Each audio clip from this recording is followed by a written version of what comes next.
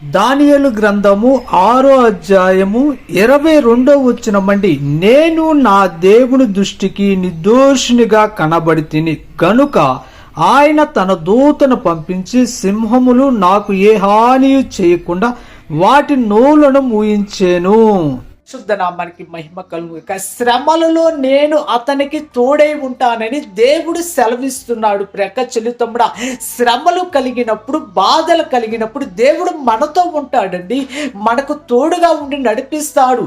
శ్రమలలో నువ్వు కృంగిపోతావని, శ్రమలలో నువ్వు బాధపడతావని, శ్రమలలో నువ్వు జయించలేవని, శ్రమలలో నువ్వు కుంగిపోతావని దేవుడు నీకు తోడుండి నిన్ను నడిపిస్తాడండి. ఒకసారి ఆలోచించండి.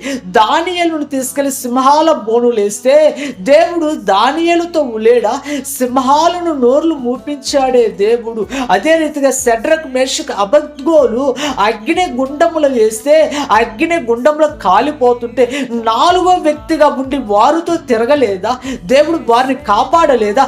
దేవుడు వారికి తోడుండి నడిపించలేదా? ప్రక్క చిరుతంలో అగ్ని లాంటి శ్రమలు వచ్చినా సరే దేవుడు నీకు తోడుగా ఉంటాడండి. సింహపు